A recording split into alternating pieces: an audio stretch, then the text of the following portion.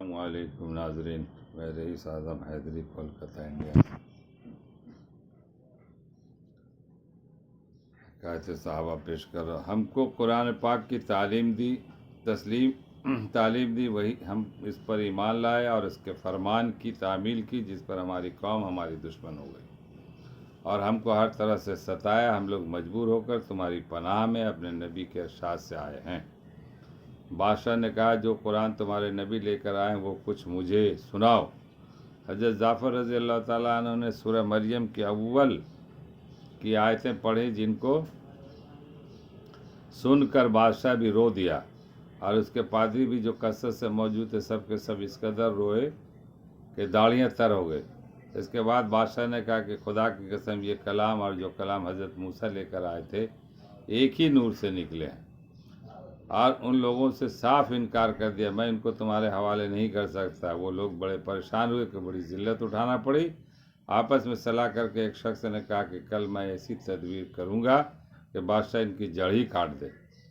ساتھیوں نے کہا بھی کہ ایسا نہیں چاہیے، یہ لوگ اگرچہ مسلمان ہوئے پھر بھی رشتہ دار ہیں، مگر اس نے نہ مانا۔ دوسرے دن پھر بادشاہ کے پاس گئے اور جا کر کہا، یہ لوگ حضرت عیسیٰ کی شان میں گستاخی کرتے ہیں، ان کو اللہ کا بیٹا نہیں مانتے۔ بادشاہ نے پھر مسلمانوں کو بلایا۔ صحابہ رضی اللہ تعالیٰ عنہ فرماتے ہیں کہ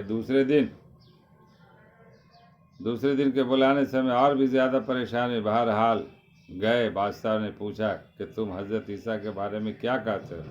انہوں نے کہا کہ وہی کہتے ہیں جو ہمارے نبی پر ان کے شان میں نازل ہوا، کہ وہ اللہ کے بندے اور اس کے رسول ہے، اس کی روح میں اور اس کے کلمہ ہے، جس کی روح ہیں اور اس کے کلمہ ہے، جس کو خدا نے کنواری اور پاک مریم کی طرف ڈالا۔ نجاشی نے کہا، حضرت عیسیٰ بھی اس کے سوا کچھ نہیں فرماتے۔ پادری لوگ آپس میں کچھ چیخ کر کرنے لگے، چک کرنے لگے۔ نجاشی نے کہا، تم جو چاہے کہو۔ اس کے بعد نجاشی نے ان کے تحفے واپس کر دیا اور مسلمانوں سے کہا، تم ہم نے سہو، جو تمہیں ستائے اس کو تاوان دینا پڑے گا، اور اس کا اعلان بھی کرا دیا کہ جو شخص ان کو ستائے گا اس کو تاوان دینا ہوگا۔ اس کی وجہ سے وہاں کے مسلمانوں کا اکرام اور بھی زیادہ ہونے لگا اور اس وفد کو ذلت سے واپس آنا پڑا۔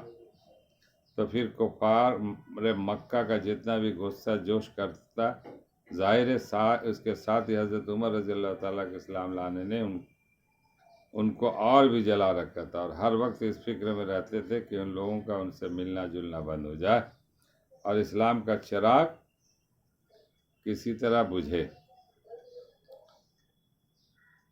اللہ تعالیٰ ہم لوگوں کو پڑھنے اور سننے سے زیادہ عمل کرنے کی توفیق عطا فرمائے۔ وما علینا الا البلاغ۔